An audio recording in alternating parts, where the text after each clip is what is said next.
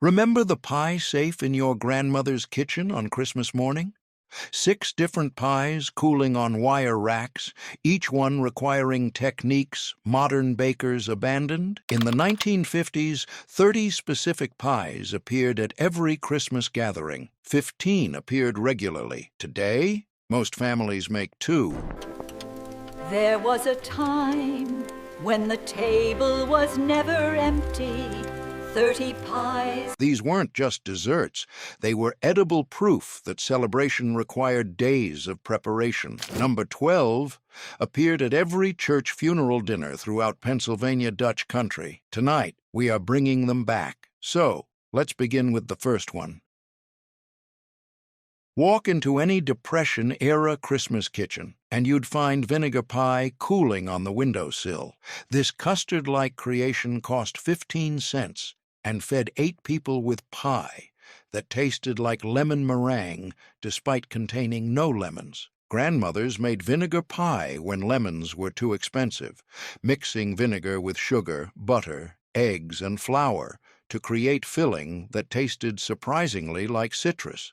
The acidity of vinegar mimicked lemon juice while costing pennies per tablespoon. The pie required precise baking. Too hot and the custard curdled, too cool and it never set. Smart grandmothers baked it at 325 degrees for exactly 40 minutes, creating smooth filling that sliced cleanly. Vinegar pie proved that poverty couldn't eliminate celebration. Mock mince pie transformed green tomatoes into Christmas tradition when real mincemeat was unaffordable.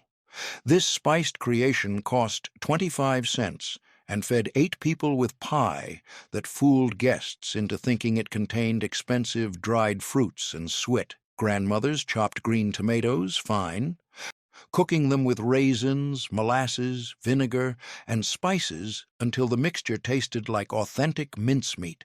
The long cooking, over an hour, broke down tomatoes completely, eliminating any vegetable taste. The pie filled 2 crusts, creating lattice-topped creation that looked traditional despite its humble origins. Children who ate mock mince pie never knew they were eating tomatoes. Buttermilk pie solved the problem of using surplus buttermilk before it spoiled.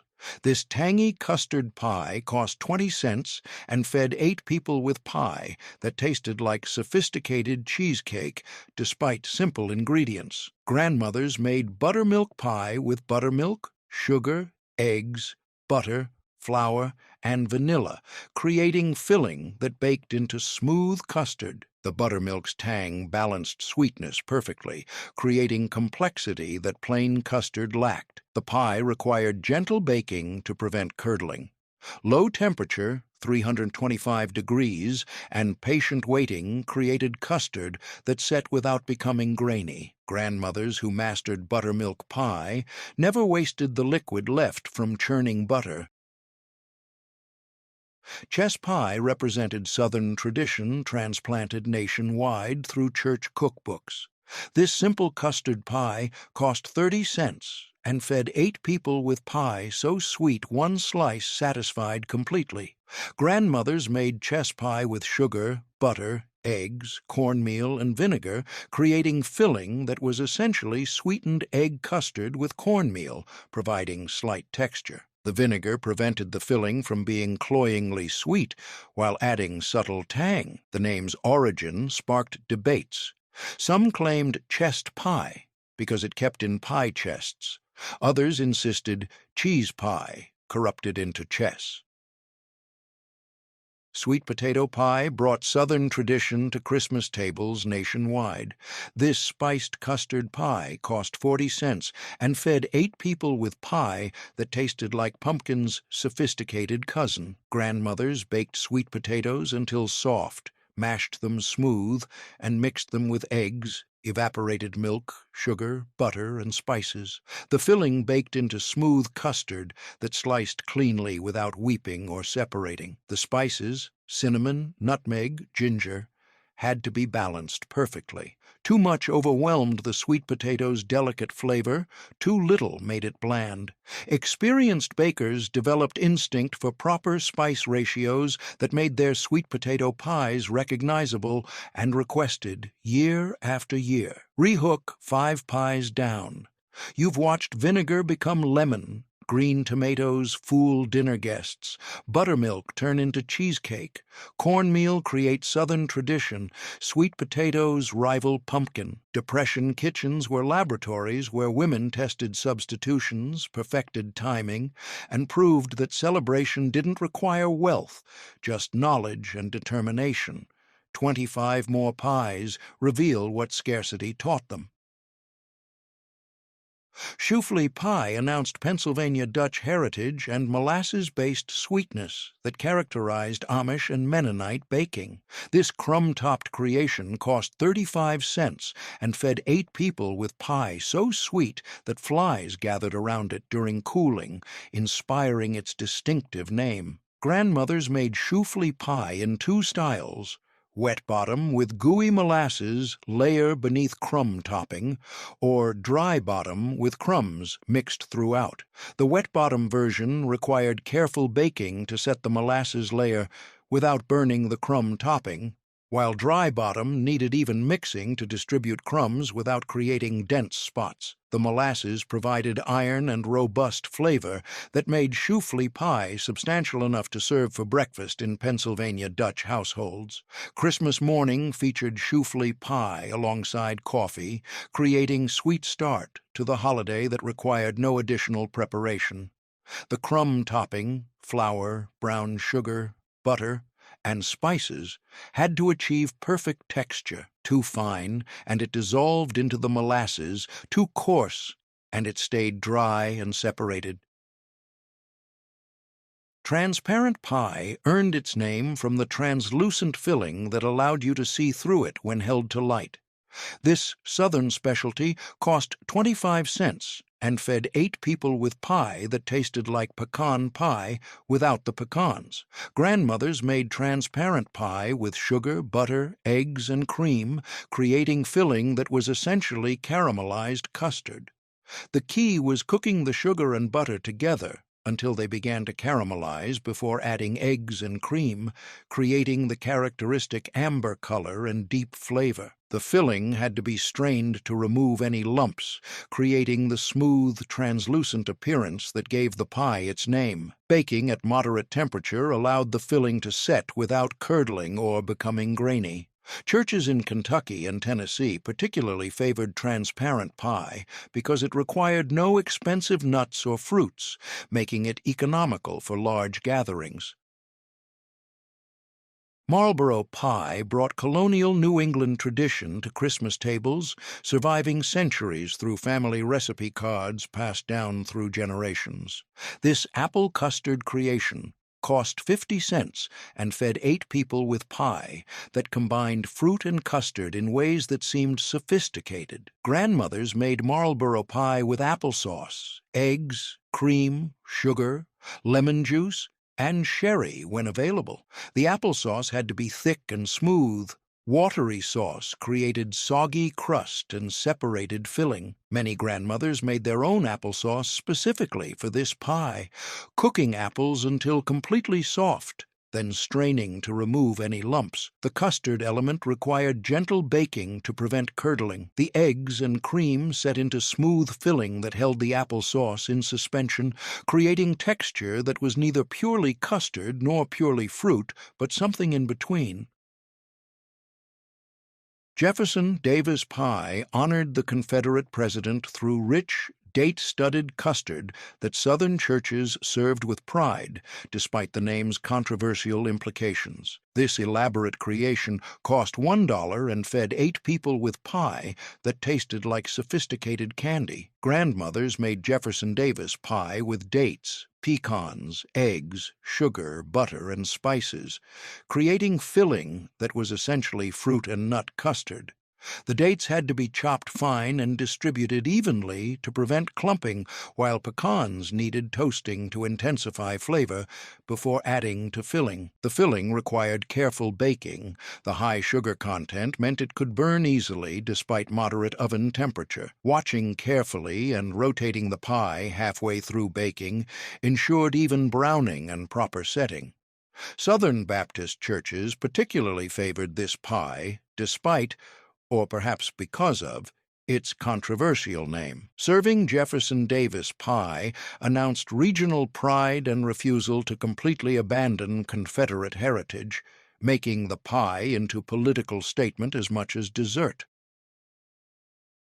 Osgood pie earned its name from the exclamation, "Oh, so good," that guests made when tasting it. This pecan-raisin custard creation cost 75 cents and fed 8 people with pie that combined multiple textures and flavors into sophisticated dessert. Grandmothers made Osgood pie with pecans, raisins, eggs, sugar, butter, vinegar, and spices, creating filling that was part custard, part fruit, part nut. The vinegar cut the sweetness, while the combination of chewy raisins and crunchy pecans created textural interest. The filling had to be mixed in specific order: eggs beaten first, sugar and butter creamed, then vinegar and spices added, finally nuts and raisins folded in. Changing the order created different textures, with experienced bakers understanding that the sequence mattered as much as the ingredients. Rehook, 10 pies down, halfway through. Molasses so sweet flies gathered. Caramelized custard you could see through. Colonial apple custard surviving centuries. Confederate dates and pecans announcing regional pride. A name born from guests' delighted exclamations. Every pie carried identity, history, and stories women couldn't tell any other way. 20 more pies complete the tradition. Scripture cake pie required bakers to decode Bible verses to find ingredients, transforming dessert making into biblical literacy lesson. This evangelical creation cost 60 cents and fed 8 people with pie that tasted like spiced fruit cake but carried spiritual significance beyond flavor. Grandmothers made scripture cake pie by looking up verses: Judges 5:25 for butter, Jeremiah 6:20 for sugar, Isaiah 10:14 for eggs, 1 Kings 4:22 for flour, and so on. Each ingredient required finding the correct verse and interpreting it properly, making the recipe simultaneously cooking instruction and Bible study. Stack cake pie adapted Appalachian wedding cake tradition into single-crust format, layering thin, cookie-like crusts with dried apple filling. This mountain specialty cost 40 cents and fed 8 people with pie that tasted like concentrated autumn and required patience that separated committed bakers from casual ones. Grandmothers made stack cake pie by rolling dough thin, almost translucent, and baking multiple layers separately before stacking them with apple butter or dried apple filling between each layer. The layers had to be identical in size and thickness, requiring precision that came only with practice.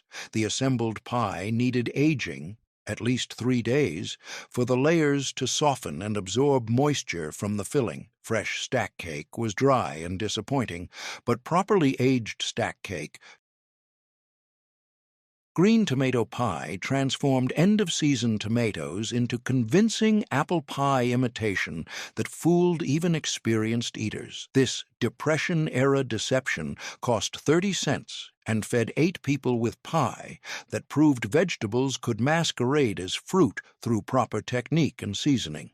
Grandmothers made green tomato pie by slicing green tomatoes thin, tossing them with sugar, cinnamon, nutmeg, and lemon juice, then baking in double crust exactly like apple pie. The tomatoes' firm texture and tart flavor mimicked apples so convincingly that only the most discerning palates detected the substitution.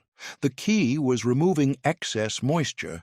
Tomatoes released more liquid than apples, threatening soggy crust.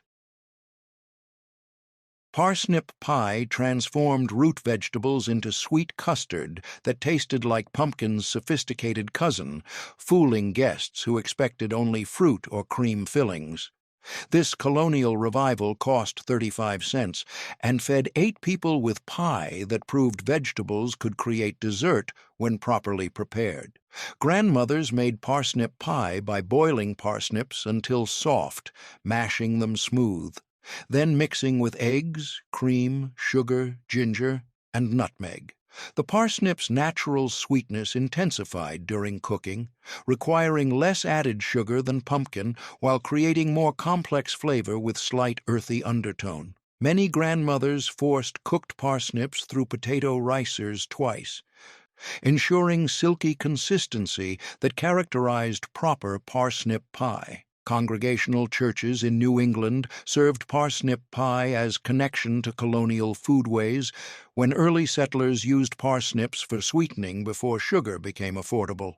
The pie represented historical consciousness and willingness to revive forgotten ingredients that modern cooks dismissed as merely savory. Serving parsnip pie announced that your church valued culinary history and understood that categorizing foods as exclusively sweet or savory was modern limitation that colonial cooks never accepted. Elderberry pie required foraging knowledge and careful preparation to transform wild berries into safe, delicious dessert. This rural specialty cost nothing if you knew where to find elderberries, and fed 8 people with pie that tasted like concentrated summer and carried risk that made it memorable. Grandmothers made elderberry pie by gathering ripe elderberries from wild bushes, carefully removing all stems and unripe berries that contained toxic compounds. The berries had to be cooked before eating. The cooked berries created filling that was intensely flavored and deeply purple, staining everything it touched. The pie required thickening with extra cornstarch because elderberries released abundant juice during baking, threatening to create soup rather than sliceable pie. Country churches served elderberry pie as demonstration of self-sufficiency and connection to the land.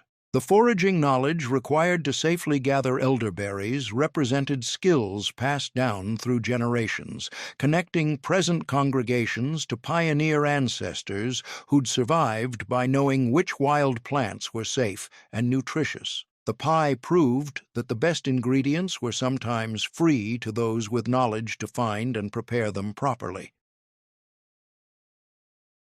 Sorghum pie announced rural Southern heritage and connection to farm life, where sorghum molasses was produced from cane grown in family fields. This dark, intensely sweet pie cost 50 cents and fed 8 people with pie that tasted like concentrated autumn. Grandmothers made sorghum pie with sorghum molasses, eggs, butter, and spices, creating filling similar to pecan pie, but without the nuts. The sorghum provided iron-rich sweetness and distinctive flavor that was more complex than regular molasses, with slight sour undertone that balanced the intense sweetness. The crust needed to be pre-baked partially to prevent sogginess from the liquid filling. Rural churches in Georgia, Alabama, and Mississippi particularly favored sorghum pie, because many congregation members produced sorghum molasses on their farms, making the pie ingredient both economical and symbolic of agricultural heritage. Serving sorghum pie announced that your church's members were farmers maintaining traditional crops and production methods rather than abandoning agriculture for factory work. The pie sparked conversations about sorghum production, who still made it, whose molasses tasted best, which farms produced the darkest syrup. These conversations connected church members to shared agricultural heritage and created community through discussion of traditional foodways. Funeral pie earned its somber name from appearing at every church funeral dinner throughout Pennsylvania Dutch country. This raisin-filled creation cost 40 cents and fed 8 people with pie that traveled well and lasted for days without refrigeration, essential qualities for funeral meals that fed mourners over extended periods. Grandmothers made funeral pie by cooking raisins with sugar, water, lemon juice, and cornstarch until thick, then pouring the mixture into pie crust and baking until set. The name created discomfort in some congregations where calling any food funeral pie seemed morbid and inappropriate. But Pennsylvania Dutch churches maintained the traditional name, understanding that acknowledging death directly was more honest than euphemistic avoidance. The pie represented communal care. Church ladies who made funeral pies for bereaved families demonstrated practical love that fed bodies while souls grieved, proving that care showed up as reliable food during life's hardest moments. Marlborough apple pie differed from regular apple pie through the addition of custard that bound the apples into smooth, sliceable filling. This New England specialty cost 60 cents and fed 8 people with pie that elevated simple apples into refined dessert. Grandmothers made Marlborough pie by cooking apples into thick sauce, then mixing with eggs, cream, sugar, lemon, and sherry. The custard element transformed applesauce into something richer and more complex than plain apple pie, creating texture that was simultaneously fruity and creamy. The apples had to be cooked until completely soft and smooth.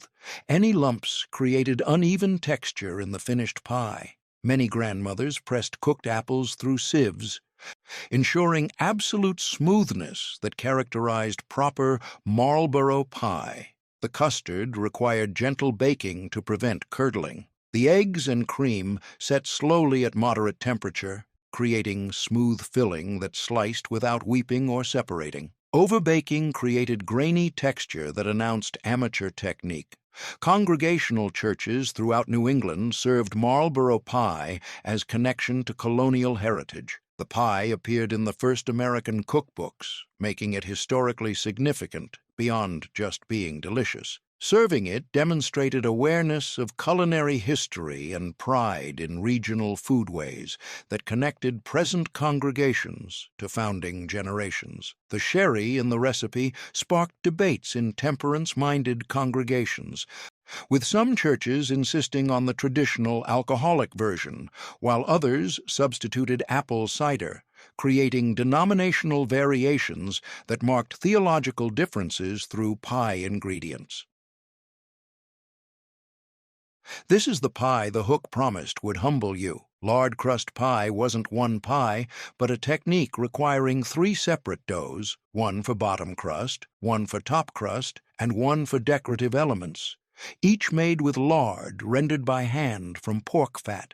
Grandmothers rendered lard by cutting pork fat into small pieces and cooking it slowly until fat melted and cracklings floated to the top. This process took hours and filled the house with the smell of cooking pork. The rendered lard had to be strained through cheesecloth to remove any particles, then cooled until it reached the consistency of soft butter, the perfect temperature for making pie crust. The 3 doughs required different lard to flour ratios. Bottom crust needed more lard for tenderness, top crust needed less for structure, and decorative dough needed the least for shapes that held detail. Mixing each dough to proper consistency, chilling them separately, rolling them to exact thickness, and assembling them without tearing required skills that took years to develop. The decorative elements, leaves, flowers, braided edges, announced the baker's artistry and patience. These details served no functional purpose, but demonstrated that the baker cared enough to invest extra hours in beauty. Churches served these elaborate pies at the most important Christmas celebrations, with the decorative crusts announcing that this event warranted extra effort. Women who made these pies earned respect that extended beyond baking into church leadership, as the patience and precision required for three-dough pies translated into qualities valued for committee work and organizational leadership. Jeff Davis pie's chocolate variation differed from the date pecan version, creating custard pie enriched with cocoa that tasted like sophisticated pudding. This creation cost $1 and fed 8 people with pie that satisfied chocolate cravings while maintaining the custard tradition. Grandmothers made chocolate Jeff Davis pie with cocoa powder, eggs, sugar, butter, cream, and vanilla, creating filling that was richer and more complex than simple chocolate pie. The cocoa had to be mixed with sugar before adding to prevent lumps, while the eggs required tempering to prevent curdling when hot cream was added. The filling baked into smooth custard that sliced cleanly, with the chocolate flavor intensifying as the pie cooled. The pie needed complete cooling before slicing. Cutting it warm created messy slices that ran and looked unprofessional. Presbyterian churches favored chocolate Jeff Davis pie because it offered chocolate option for Christmas dessert tables without requiring expensive ingredients like chocolate bars or chips. The cocoa powder provided chocolate flavor economically, making the pie practical for large gatherings. The name's Confederate associations created less controversy in the chocolate version than in the original date pecan version, perhaps because chocolate's popularity transcended regional politics. Churches that wouldn't serve the original Jeff Davis pie often served the chocolate version, demonstrating how recipe names and ingredients intersected with regional identity and historical memory in complex ways that extended beyond simple food preferences. 15 pies down, half completed. Bible verses decoded into ingredients. Appalachian layers, aging 3 days. Tomatoes fooling apple pie lovers, root vegetables becoming custard, wild berries requiring foraging knowledge, sorghum from family farms, raisins feeding mourners, 3 doughs proving mastery. These women weren't following recipes. They were teaching faith, patience, history, and survival through every slice. 15 more pies reveal the peak tradition. Vinegar custard pie differed from simple vinegar pie through the addition of more eggs and cream, creating richer custard that tasted more sophisticated. This variation cost 50 cents and fed 8 people with pie that demonstrated how small ingredient adjustments created entirely different results. Grandmothers made vinegar custard pie with more eggs than regular vinegar pie, 4 instead of 2, and added heavy cream, creating custard that was richer and more stable. The increased eggs meant the custard set more firmly, slicing more cleanly, without the slight runniness that characterized simpler vinegar pie. The vinegar amount had to be reduced to prevent overwhelming the richer custard. Too much vinegar in cream-heavy filling created unpleasant sour taste rather than the pleasant tang that balanced sweetness. Experienced bakers understood that increasing one ingredient required adjusting others, demonstrating the kind of proportional thinking that separated skilled bakers from recipe followers. The pie required longer baking than simple vinegar pie due to the increased eggs and cream. The thicker filling needed more time to set completely, requiring patience and accurate oven temperature to prevent overcooking the edges, while the center remained liquid. That skilled bakers could create refined desserts from humble ingredients through knowledge and careful execution. Molasses cream pie transformed dark, strong-flavored molasses into smooth cream pie that tasted surprisingly delicate. This creation cost 40 cents and fed 8 people with pie that demonstrated how dairy could tame assertive flavors into something refined. Grandmothers made molasses cream pie by cooking molasses with cream, sugar, eggs, and butter until thick, then pouring into baked pie shell and topping with meringue. The cream mellowed molasses' intensity, creating filling that was sweet and complex without being overwhelming. The pie demonstrated that presentation mattered as much as taste, that visual appeal elevated simple ingredients into something worthy of celebration, and that skilled technique could transform the ordinary into the impressive. Brown sugar pie represented ultimate simplicity, essentially caramelized sugar custard without any fruit, nuts, or flavorings to distract from pure sweetness. This minimalist creation cost 30 cents and fed 8 people with pie that tasted like eating caramel directly. Grandmothers made brown sugar pie with brown sugar, eggs, butter, cream, and vanilla, creating filling that was intensely sweet and rich. The brown sugar's molasses content provided complexity that white sugar couldn't match, creating depth of flavor that made the simple ingredient list seem more sophisticated. Buttermilk chess pie combined 2 Southern traditions, chess pie's sweet custard and buttermilk pie's tangy complexity. This hybrid cost 40 cents and fed 8 people with pie that tasted more sophisticated than either parent recipe.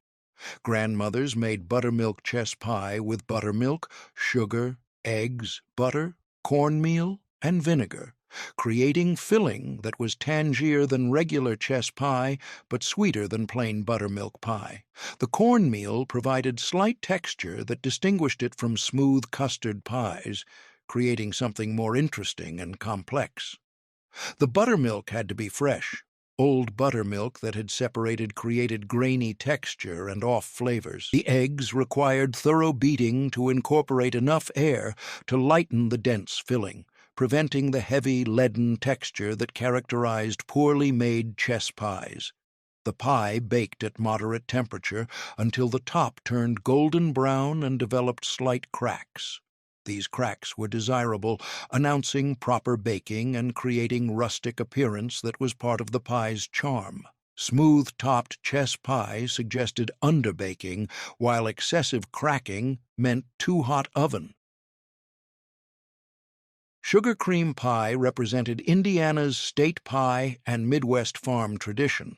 This simple cream pie cost 50 cents and fed 8 people with pie that tasted like sweet cream, frozen in custard form. Grandmothers made sugar cream pie by combining cream, sugar, flour, butter, and vanilla in unbaked pie shell, then baking until the filling set and the top caramelized. The simplicity belied the difficulty.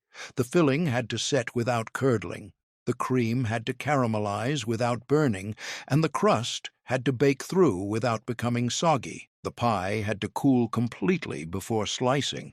Warm sugar cream pie was liquid and couldn't be cut cleanly. This cooling required patience, with the pie often made the day before, serving to ensure it had adequate time to set properly. Quaker meetings in Indiana served sugar cream pie at Christmas gatherings as expression of regional pride and connection to Hoosier identity. The pie became so associated with Indiana that serving it outside the state sparked conversations about its origins and spread, creating opportunities for discussing regional food traditions and how they traveled through migration and recipe sharing. 20 pies down, 5 remaining, vinegar elevated with cream, molasses tamed by dairy, brown sugar becoming caramel. 2 Southern traditions merged, Indiana's state pride in simple cream. These weren't variations. They were refinements proving that mastery meant knowing when more eggs mattered, when less vinegar balanced, when simplicity beat complexity. 10 pies ahead.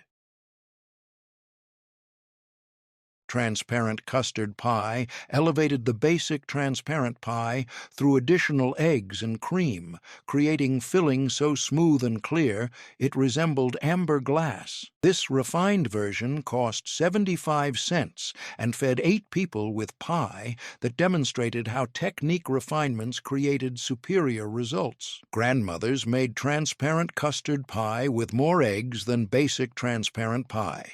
6 instead of 3, creating custard that set firmly and sliced perfectly. The increased eggs meant the filling held together without any runniness, creating professional appearance that announced skilled baking. The filling required straining through fine mesh sieve to remove any particles or lumps, creating the absolute clarity that gave the pie its name. This straining took time and patience, with grandmothers pushing the mixture through the sieve with the back of a spoon, ensuring nothing but perfectly smooth custard went into the pie shell. The baking required precise temperature control. Too hot, and the custard developed bubbles that ruined the smooth appearance. Too cool, and it never set properly. The narrow temperature window meant that experienced bakers had advantage over beginners who lacked the instinct for proper heat. Episcopal churches particularly favored transparent custard pie because its refinement and difficulty created natural hierarchy among bakers. The pie's appearance, smooth, clear, amber, announced technical mastery that extended beyond following recipes into understanding the science of custard making. Women who consistently produced perfect transparent custard pies earned respect that translated into leadership opportunities within church governance structures. Butterscotch pie brought cooked sugar complexity to cream pie format. This creation cost 60 cents and fed 8 people with pie that tasted like sophisticated candy transformed into sliceable custard. Grandmothers made butterscotch pie by cooking brown sugar and butter together until the mixture caramelized and developed deep butterscotch flavor, then adding cream, eggs, and flour to create custard. The cooking of sugar and butter required constant attention. The mixture could burn in seconds if left unattended, creating bitter flavor that ruined the entire pie. The custard had to be cooked on the stovetop until thick before pouring into baked pie shell.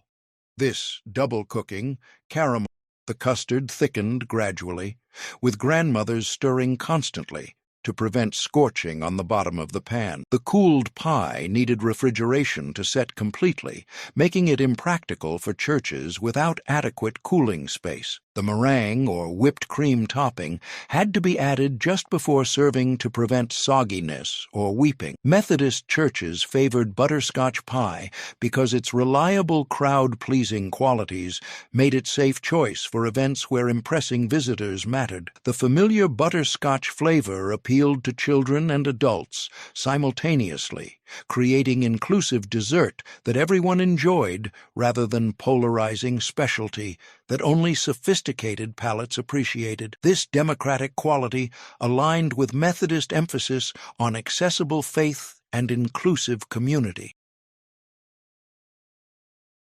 Coconut cream pie made with fresh coconut announced serious commitment to excellence. This labor-intensive creation cost $2 and fed 8 people with pie that tasted dramatically different from versions made with packaged coconut. Grandmothers cracked whole coconuts with hammers, drained the liquid, pried out the meat, and grated it by hand. This process took over an hour and required strength, patience, and acceptance of scraped knuckles and coconut shrapnel flying across kitchens. One coconut yielded about 3 cups of grated meat, just enough for 1 pie if used generously. The fresh coconut went into cooked custard made with milk, sugar, eggs, and flour. The custard had to be stirred constantly while cooking to prevent scorching, requiring arm strength and attention that couldn't be divided.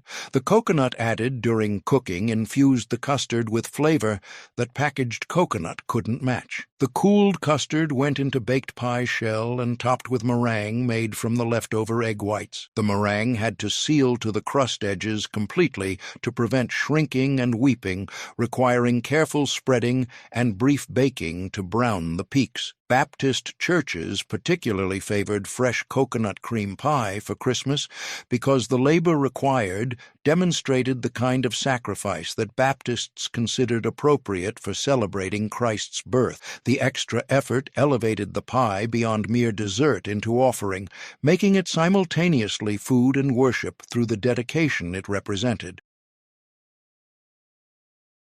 Black bottom pie represented the peak of pie-making complexity. This creation required making custard, chocolate layer, rum-flavored cream layer, and whipped cream topping, 4 separate components that had to be prepared in sequence and assembled carefully. Grandmothers made black bottom pie over 2 days because the chocolate layer had to set completely before adding the rum cream layer. The chocolate custard, made with cocoa, eggs, sugar, and milk, went into baked pie shell and chilled overnight. The rum cream layer, gelatin-based custard flavored with rum, went on the next day, requiring the gelatin to be at exact consistency for pouring without mixing with the chocolate layer below. The whipped cream topping and chocolate shavings added on serving day completed the 4-layer construction. Each layer had to be perfect.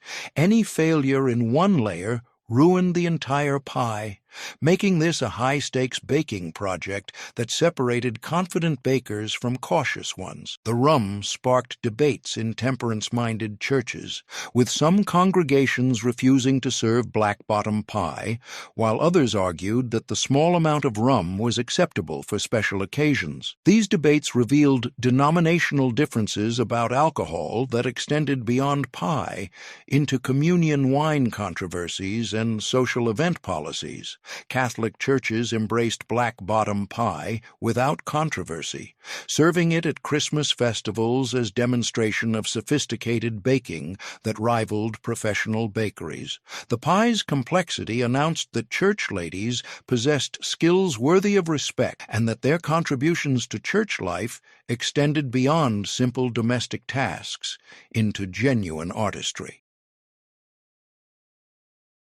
Nesselrode pie represented the ultimate in sophisticated Christmas baking. This elaborate creation required candied fruits, chestnuts, rum, and custard, costing $3 and feeding 8 people with pie that seemed more European than American. Grandmothers made Nesselrode pie by cooking chestnuts until soft, pureeing them, and mixing with custard flavored with rum and studded with candied fruits. The chestnuts had to be peeled while hot, a painful process that left fingers burned, then forced through sieves to create smooth puree. The candied fruits, cherries, citron, pineapple, had to be chopped fine and distributed evenly throughout the filling. The rum preserved the fruits and added complexity, while the chestnut puree created unique flavor that most Americans had never tasted. The pie required refrigeration and couldn't be made too far in advance.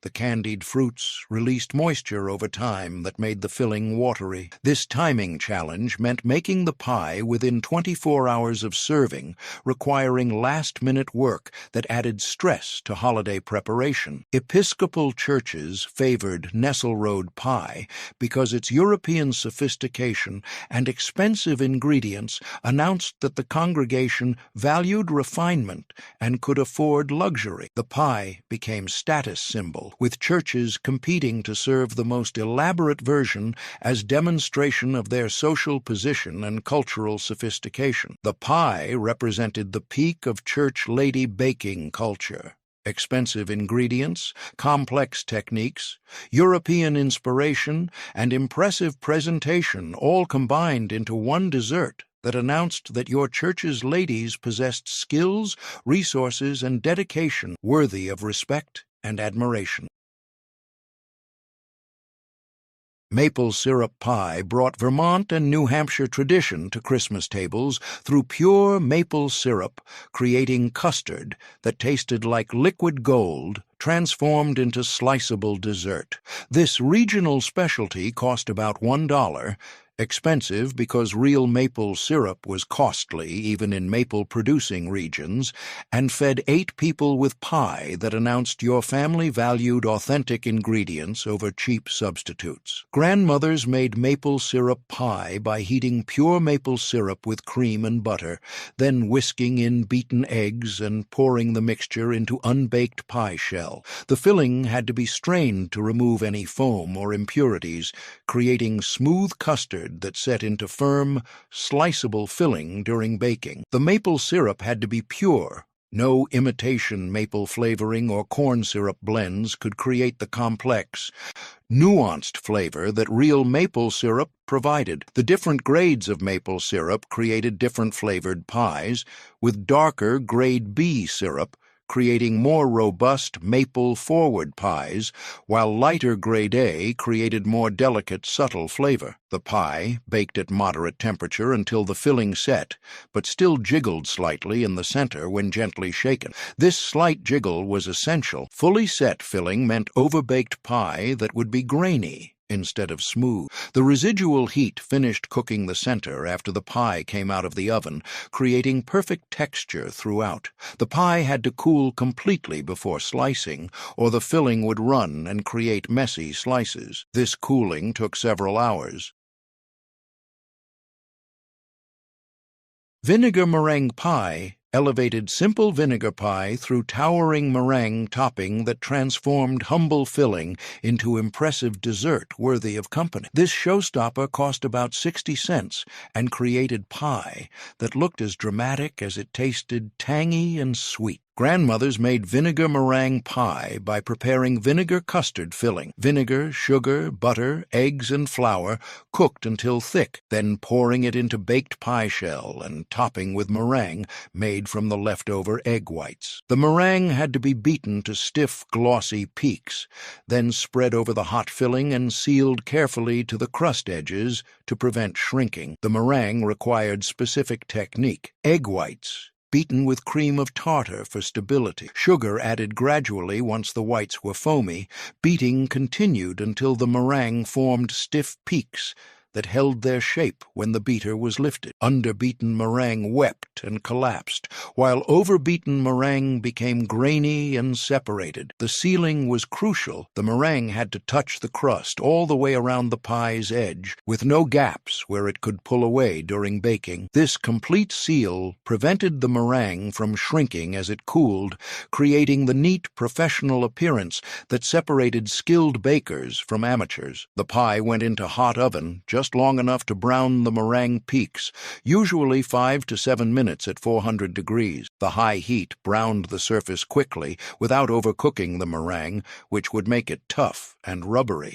The golden brown peaks announced proper technique and created visual drama that made the simple vinegar filling seem special and elegant. The pie had to be served the same day it was made because meringue didn't hold well. By the next day it would weep and deflate, creating unappealing appearance that announced the pie was past its prime. This same-day requirement meant vinegar meringue pie appeared at Christmas dinner itself rather than being made ahead, adding to the day's cooking demands, but creating results that were worth the last-minute effort. Vinegar meringue pie appeared in households where grandmothers had mastered meringue technique and wanted to demonstrate their skills, where presentation mattered as much as flavor, and where transforming simple ingredients into impressive desserts was point of pride. The pie proved that poverty didn't prevent elegance, that skill could elevate humble ingredients, and that the same filling could be either plain or fancy,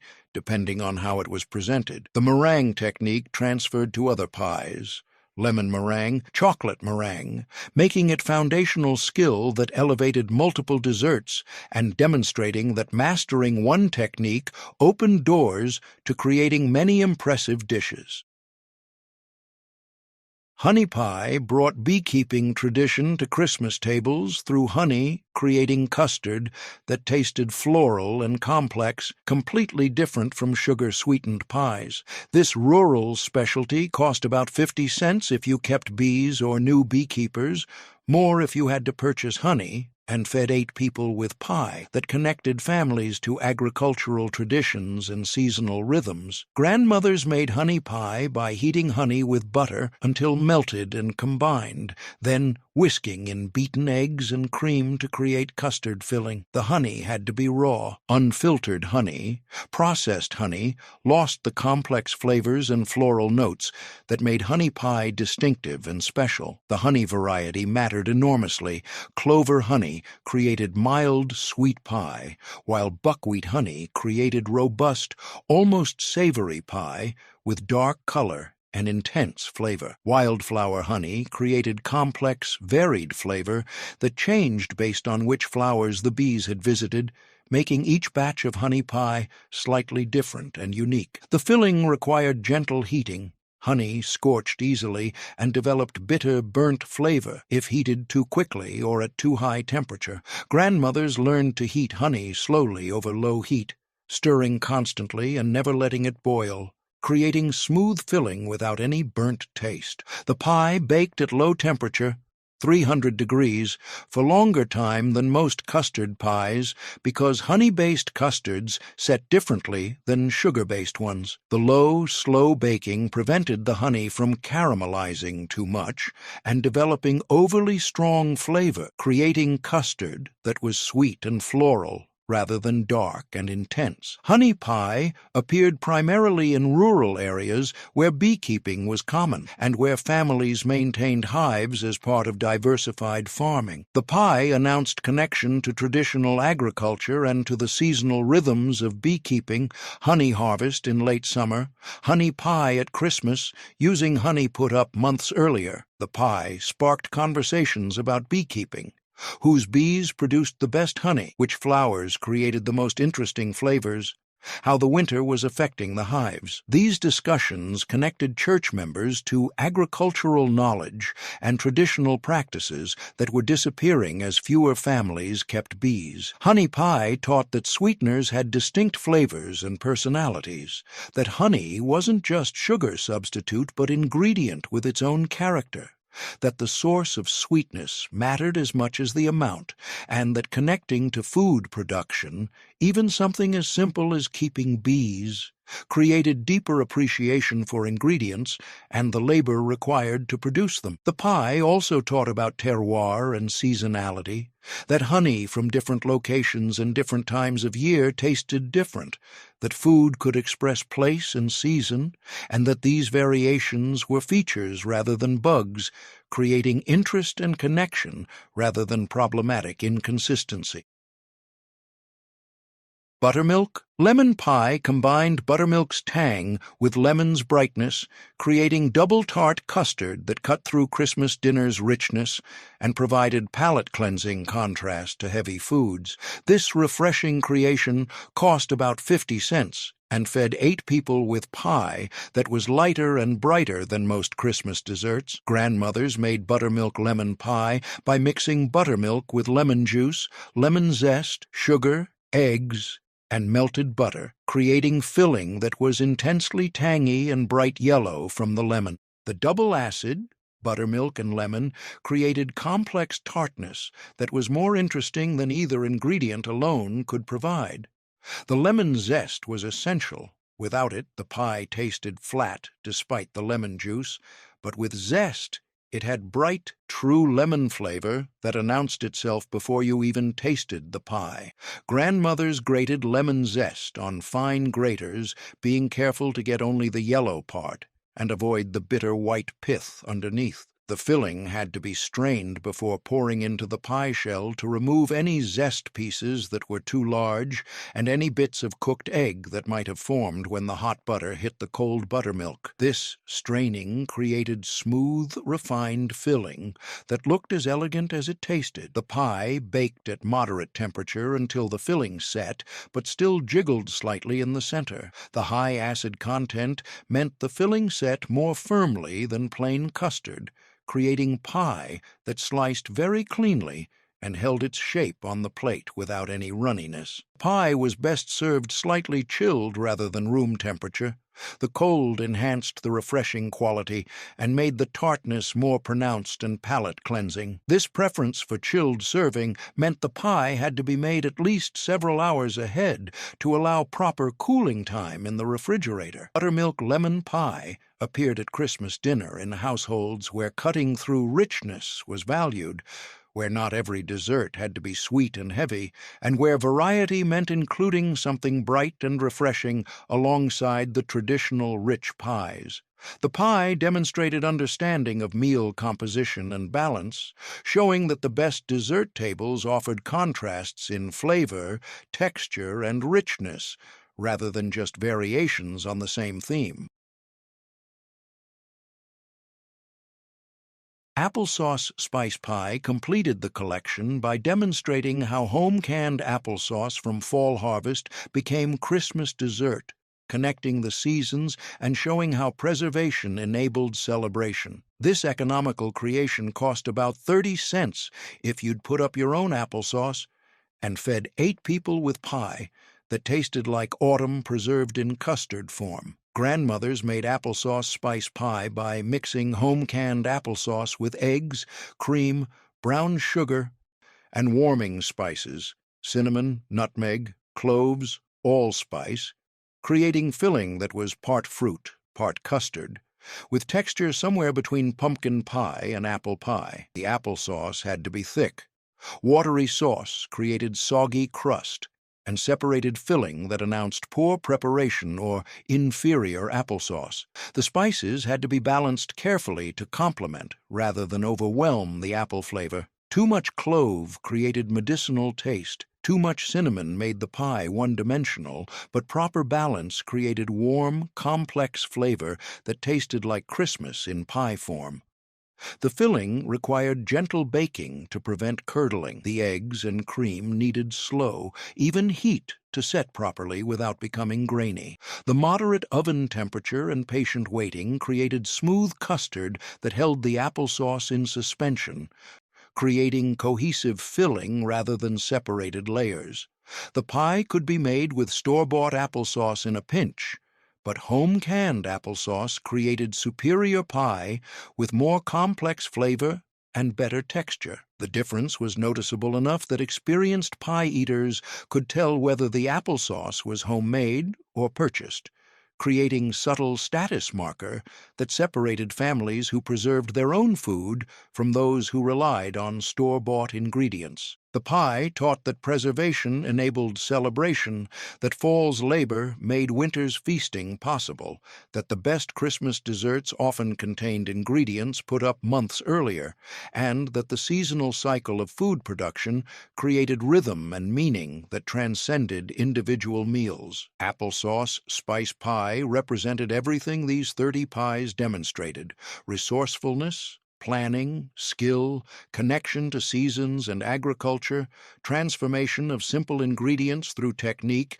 and the understanding that celebration required preparation, that abundance came from labor, and that the best desserts carried stories of harvest, preservation, and the hands that had worked to make Christmas possible. Which of these 30 Christmas pies did your grandmother bake in the 1940s through 1980s? Comment the pie name and your state. I'm mapping where these baking traditions persisted longest and which regions abandoned them first, as convenience replaced the days of preparation that defined cereal, passed down through demonstration rather than documentation. They understood that vinegar could replace lemon, that vegetables could become dessert, that 3 different doughs created superior crust, that aging transformed texture, that proper technique elevated humble ingredients into elegant desserts. When they died without teaching their daughters and granddaughters, that embodied knowledge died with them. Irreplaceable by any cookbook or video tutorial that can show actions but can't transfer the instinctive understanding that comes only from years of practice. But something valuable was lost when these pies vanished from Christmas tables and family traditions. The regional diversity disappeared. New England's maple syrup pie, Indiana's sugar cream pie, Southern chess and transparent pies, Pennsylvania Dutch funeral pie, Appalachian stack cake. Each region's distinctive pies announced identity and heritage, creating a culinary map of America that revealed settlement patterns and cultural preservation through food. The denominational distinctions faded. Baptist molasses cream pie, Methodist brown sugar pie, Presbyterian buttermilk chess pie, Lutheran vinegar custard pie, Congregational Marlborough pie. The pies revealed theological values through ingredients and techniques, creating food-based identity that marked which church you attended and what traditions you maintained. The ethnic traditions stopped being passed down: scripture cake connecting to Bible literacy, stack cake preserving Appalachian heritage, Funeral pie, maintaining Pennsylvania Dutch customs. The pies carried cultural knowledge and connected families to immigrant ancestors and to communities that shared foodways and values. The seasonal connections were severed. Applesauce from fall harvest becoming Christmas pie, maple syrup from spring, sugaring, sweetening winter desserts, elderberries foraged in summer, creating holiday treats. The pies demonstrated that Christmas abundance came from year-round labor and preservation, that celebration required planning across seasons. The make-ahead strategies disappeared, knowing which pies could be frozen, which needed aging, which required last-minute assembly, which traveled well. The organizational knowledge that allowed grandmothers to manage complex Christmas baking schedules vanished as simpler celebrations eliminated the need for sophisticated planning. We lost the knowledge embedded in these recipes, how custards behaved with different acids, how meringue sealed to prevent weeping, how aging transformed texture, how decorative crusts were constructed, how ingredients could be substituted while maintaining character. Grandmothers carried this knowledge developed through practice, passed down through demonstration. When they died without teaching, that knowledge died with them. We lost the social structures these pies created, the hierarchies based on skill rather than wealth, respect earned through consistent excellence, the leadership opportunities that opened to women who mastered complex techniques, the competitive drive that pushed bakers to develop variations and perfect execution.